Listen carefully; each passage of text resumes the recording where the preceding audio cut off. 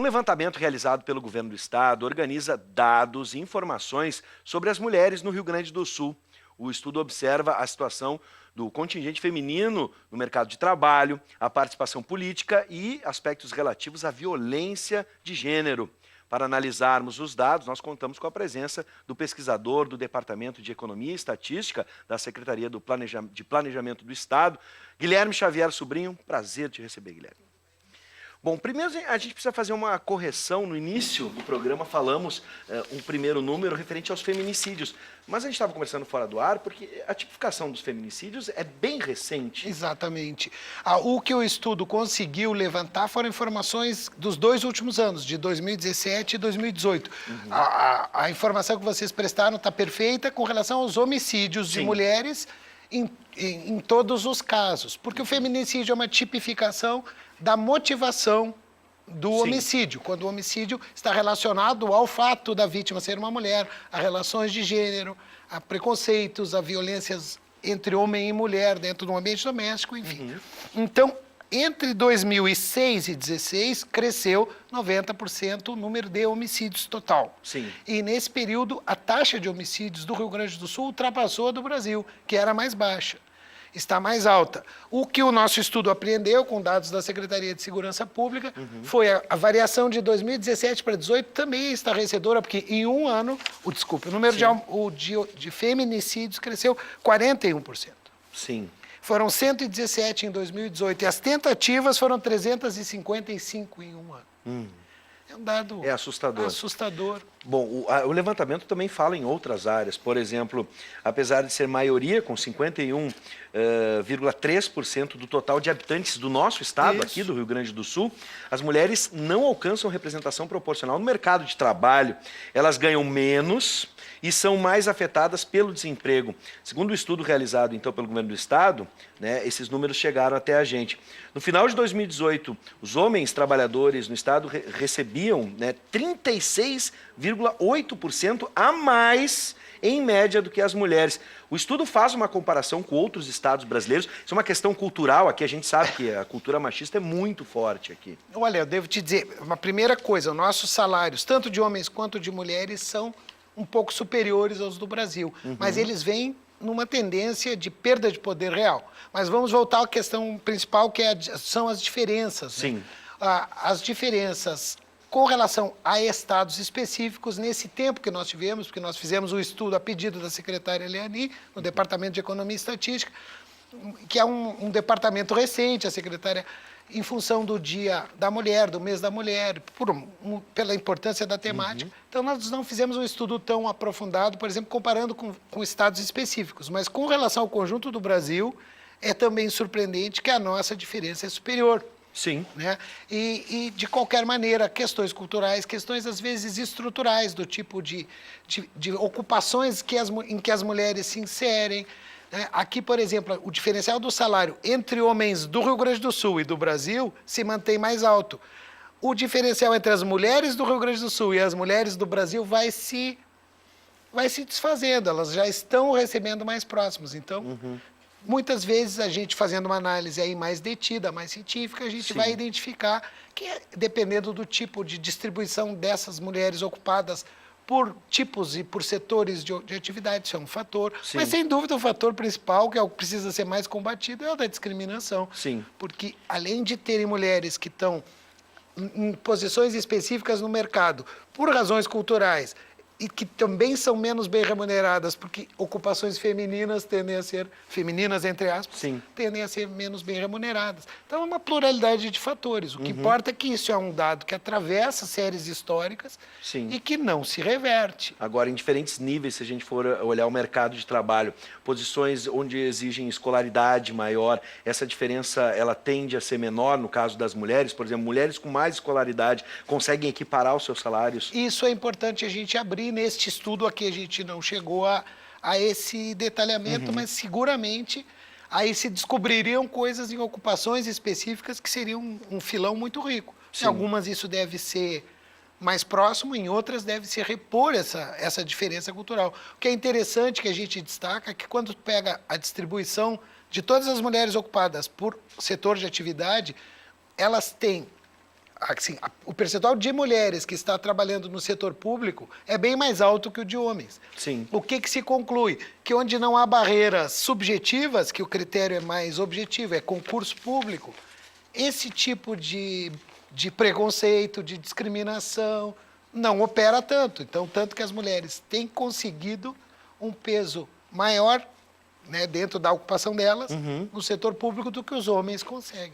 Agora, qual o desafio da retomada desse tipo de estudo por parte do governo? E é para criar um trabalho não só no mês da mulher, porque a gente fala muito sobre isso, Certo. né, feminicídio, empoderamento, especialmente no mês de março, no mês da mulher. Dá para ser, a intenção é construir, né, parâmetros para que essa política relacionada à promoção da igualdade de gênero, ela continue durante o ano inteiro? Certamente. A ideia, como a secretária destacou ontem lá na apresentação do estudo no Departamento de Economia e Estatística, na sede da FEE histórica, Sim. que deu origem ao departamento, que está se tentando reconstituir essa capacidade de reflexão, de debate, de pensamento. Ela sofreu um sério abalo, todos sabemos, né? Mas há hoje uma disposição que estamos celebrando, né, de retomar isso, de reorganizar equipes. A FEE sempre teve a pesquisa de emprego e desemprego, que no mês de março, porque deve-se aproveitar essas datas também, claro. que é um momento de mais interesse da sociedade e de discussão mais aprofundada. Mas sempre as nossas tabulações, nossos estudos, faziam esse tratamento diferenciado por raça, por sexo, por idade. Então, são coisas que estão descontinuadas, mas que tendem, sim, não só a serem repensadas e retomadas gradualmente, mas também o compromisso de serem melhor aproveitadas, que isso a secretária expressou ontem, com políticas transversais, em que os outros gestores das diferentes áreas se nutram, informem o que necessitam. Dos estudos, Claro. que nós somos capacitados, a FEE tem uma tradição tão longa. Sem dúvida. E que queremos, né? A FEE sempre foi uma grande parceira aqui do Exatamente. Conexão RS, trazendo números e informações a respeito, né, retratando a nossa realidade em recortes. Por exemplo, esse recorte que eu vou fazer agora é um recorte muito importante. Tanto se fala na política, numa nova política, numa ideia de mudar o Congresso Nacional. Isso foi bastante batido. A gente sabe que tem até por legislação, uma legislação que promove a mulher na política. Agora, em cima desse recorte, ainda que os números apontem que o Rio Grande do Sul, prestem atenção, tem presença de mulheres no parlamento um pouco superior ao cenário nacional, o que esse recorte nos traz? Ainda é uma participação muito tímida das mulheres? Muito tímida. No Brasil, nos últimos dados de estudos internacionais, estava na 133ª posição em termos de igualdade de participação da mulher na política, num ranking que tem 186. Então, nós estávamos na posição 133 de 186, em que começa com mais equidade e termina com a menor equidade. Então, a participação feminina, até em padrões internacionais, ainda é muito baixa. No ponto de vista das deputadas federais mulheres, de 2014 para 2018 houve uma pequena elevação, mas foi de 9,9% para 15%.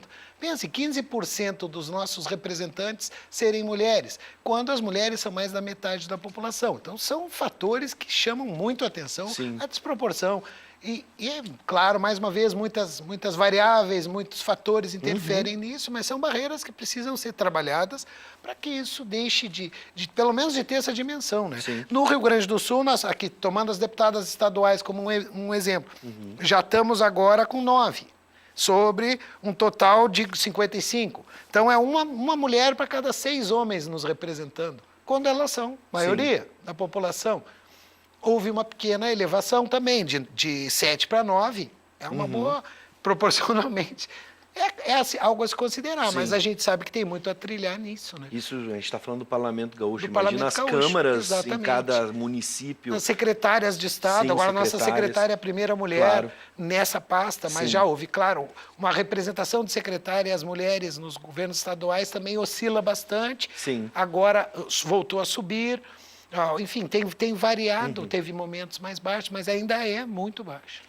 Veja bem, a gente em determinado momento nesse recorte, em comparação ao país, vai encontrar números que parecem positivos, mas eles se mascaram na medida de uma comparação com algo que o país não tem ainda essa estrutura. O Rio Grande do Sul está um pouquinho melhor. Por exemplo, para fechar, só para vocês terem uma ideia, a população feminina gaúcha mostra que a longevidade da mulher gaúcha se encontra mais adiantada no país do que em outras regiões, né?